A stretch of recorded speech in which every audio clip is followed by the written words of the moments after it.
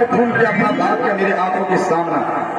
आप झूठ बोलते हैं, दोस्ती बार बार झूठ बोल रहे हैं।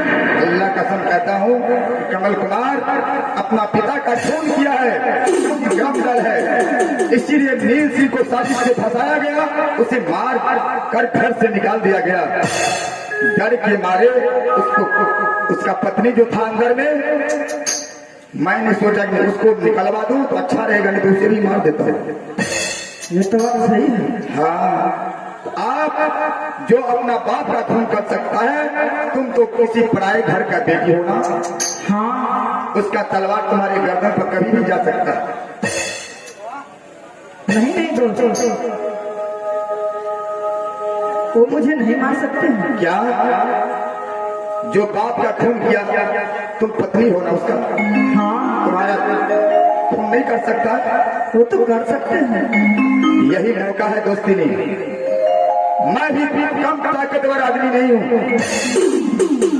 अगर तुम्हारा जान प्यारी है, मुझसे हाथ मिला लो। नहीं दोस्त, फिर जंगल से आएगा। आएगा तो क्या होगा? मुंह तोड़ जवाब देना है, थप्पड़ से बात करना है, अलग से करने का। नहीं दोस्त, मैं आपसे नहीं मिलूंगी। तो ठीक है, मत मिलो, मैं चलता हूं। सोच लो, क्योंकि विनाश का पहर तो आ हो गया है। हे भगवान, अब मैं क्या करूं? ठीक है दोस्त, मैं आपसे मिल जाऊंगी। मेरा दोस्ती बहुत अच्छा है। इसी वक्त हाथ पे हाथ करो, लेकिन आप इस पोशाक में नहीं, आपको मुसलमान का पोशाक धारण करना होगा। ठीक है, कर लूंगी। वैसे नहीं जिस तरह ये राज है, लिखा है कि राजा हिमाचल सिंह निवास। हाँ, आज से मेरा नाम ही बदल देता हूँ। क्या नाम? मेरा नाम मोहम्मद मुस्लिम है। आज से तुम्हारा नाम बीवी हसीना खातून। इस साइन बोर्ड पर लिखवाता हूँ, मोहम्मद मुस्लिम मियां, बीवी हसीना खातून निवास। बहुत अच्छा नाम है। आएगा उसे मार करके इस राज से निकाल दिया जाए और फटे कुरान पहना करके भीख मांगने के लिए भेज दो। ठीक है, ऐसा ही करेंगे। चलो आराम फरमाता। ठीक है, चलिए। आहे जी हे, चल चल या हे धानी, आप से जारिया, हरी है मेरे भाई बाते भर जा।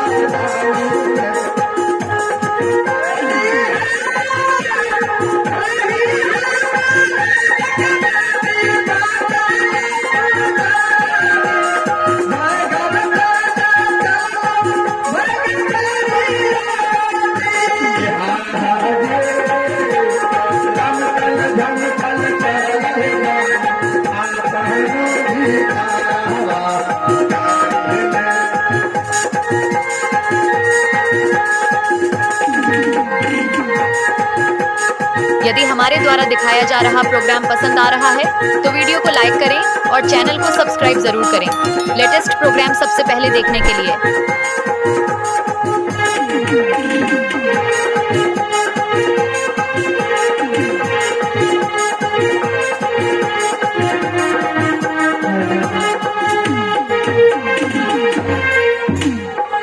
ये परमात्मा, मैं तो बहुत दूर आ चुकी हूँ और आगे भी देखती हूँ कि बहुत बड़ा जंगल है और जंगल होकर के रास्ता है। मैं इस जंगल होकर कैसे जाऊंगी? आदमी सब कहते थे कि जंगल में बड़े बड़े जानवर रहते हैं, राक्षस रहते हैं, कोई भी मनुष्य जाते हैं तो जिंदा वापस नहीं आते हैं। लेकिन मेरी छोटी बहन तो मुझे घर से निकाल दी और वो बोली कि कभी हिमाचल वापस नहीं आना। मैं तो वापस नहीं जा सकती हूँ। ठीक है, मैं इसी जंगल होकर के जाती हूँ, फिर जंगल के उस बगल होकर के बहुत दूर चली जाऊंगी, कभी वापस नहीं आऊंगी।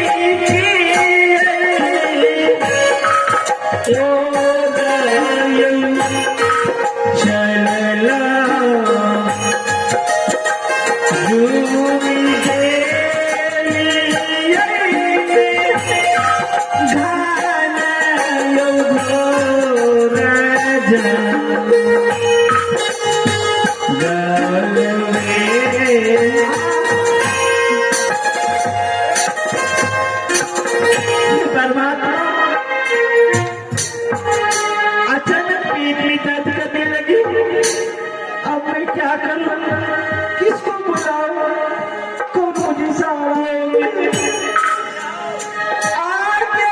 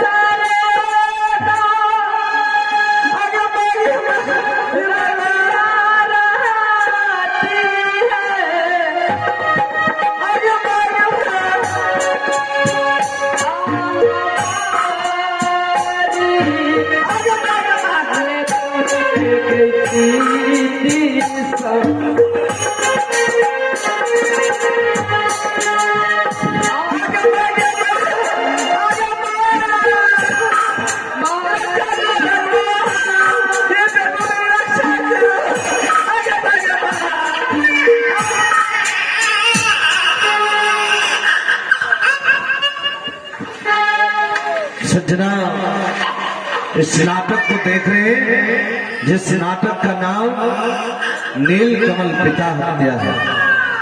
सज्जना, इस नाटक की कहानी उस जगह उस मोड़ पर पहुंच चुका है जहां इंसान सोचने पर भी मजबूर हो जाता है।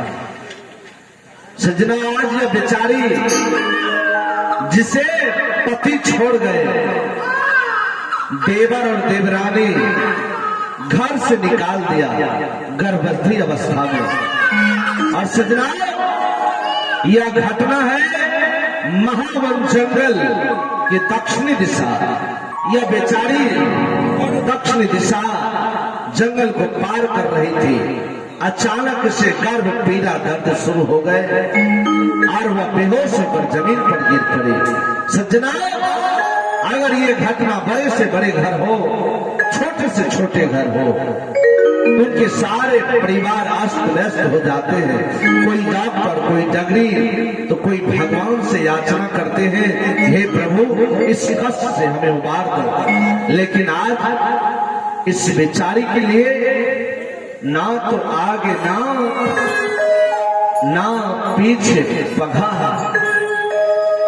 और जब वो बेहोश होकर जमीन पर गिर गई तो उसे एक लड़का जन्म लेता है।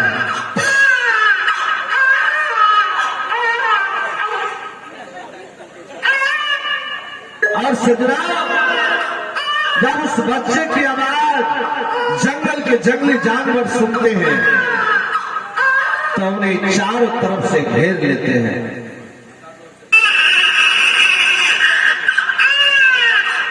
और जंगल के जंगली जानवर घेर लेते हैं उस बच्चे की आवाज सुनकर। और वो जानवर सोचता है मैं खाऊं, तो जानवर सोचता है मैं खाऊं। उस समय जंगल के राजा शेर भी दौड़ते हुए आ गए और दहाड़ मारते हुए आ गए।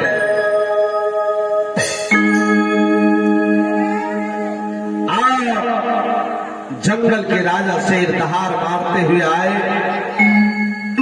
तो देखा एक अबला नारी जंगल में बेहोश पड़ी और एक बच्चे रो रहे हैं।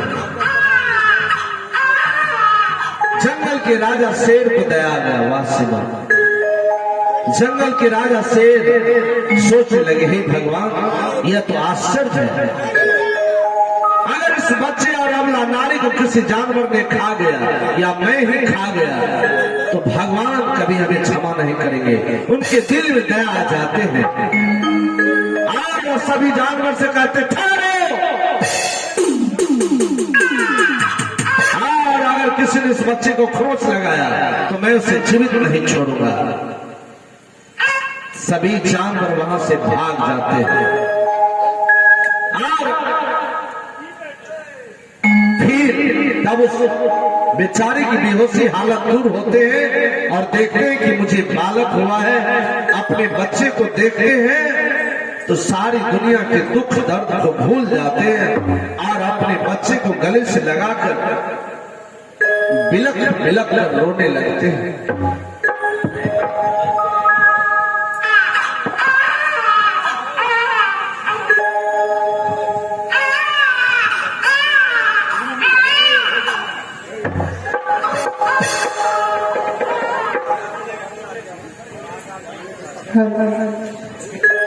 हे भगवान, तूने मुझे बेटा दिया तो आज मैं बहुत खुश हूँ। आज मेरे पति रहते तो वो कितनी खुश होते कि देखो मुझे बेटा हुआ। अच्छे अच्छे पंडित को बुलाते नाम रखते, लेकिन आज मेरे पास कोई भी नहीं, ना मेरे पति है ना छोटे देवर। ठीक है,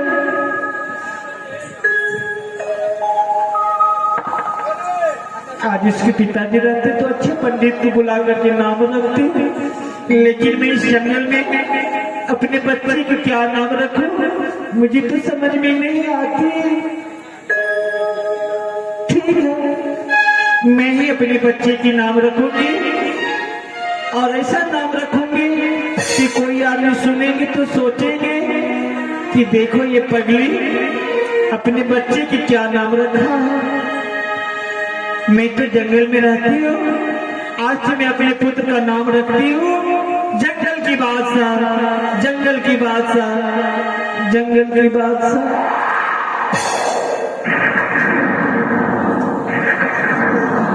अब मैं इस जंगल से कहीं भी नहीं जाऊंगी, इसी जंगल में रहूंगी और फल फूल मिलेंगे तो ही खा करके मैं गुजर बसर कर लूंगी। लेकिन इस जंगल से मैं कहीं नहीं जाऊंगी, थक गई हूँ, थोड़ा आराम कर लेती हूँ।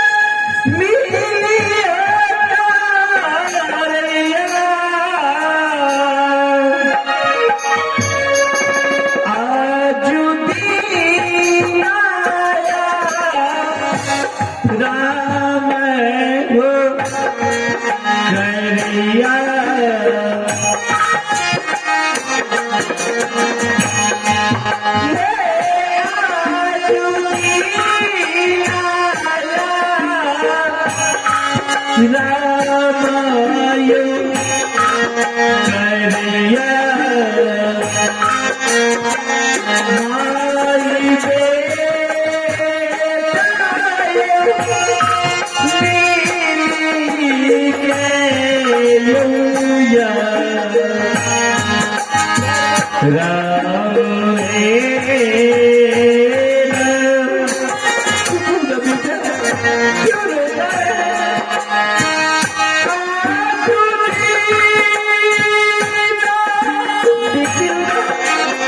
तुम्हारे पिताजी मुझे छोड़ के चले गए।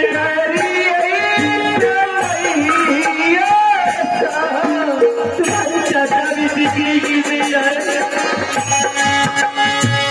राम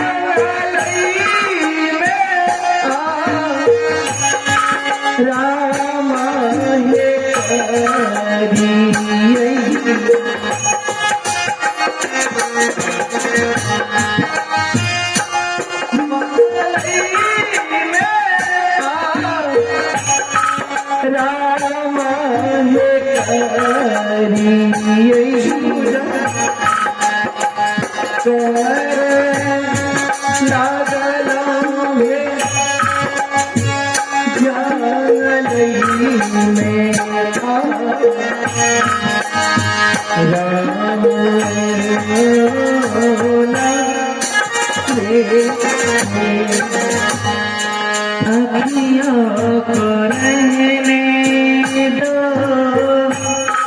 अखियों के आस-पास दूर से बुझती नहीं रात। अखियों को रहने दो, अखियों के आस-पास दूर से दिल की बुझती अखियों को रहने दो। मत रो आधी रात को, सुन ले बात हमारी, तू सुन ले बात हमारी। जो तुझसे घबरा जाओ नहीं इश्क की नारी, ओ नहीं इश्क की नारी। हे भगवान, मैं तो कह के आया था कि मैं अति शीघ्र जाऊंगा और लौट के आ जाऊंगा, लेकिन मुझे पता नहीं अब की बार जैसे ही महावन जंगल आया, मुझे यहाँ चोरों की भूख लग गई। मैं भूख फल की तलाश में आज कई रोज बिता चुका, लेकिन एक भी फल नहीं मिला और भूख से तड़प कर रह गया। अब मुझसे बर्दाश्त नहीं हो रहा। अब मैं अति शीघ्र अपनी राज हिमाचल को जाऊंगा और जैसे ही जाऊंगा मैं अपने पत्नी के हाथों से सर्वप्रथम भरपेट भोजन करूंगा। उसके बाद ही राज तिलक के बारे में सोचे जाएंगे, क्योंकि सबसे पहले पेट, उसके बाद ही कोई काज। ठीक है, मैं चलता हूँ अति शीघ्र अपनी राज हिमाचल की ओर।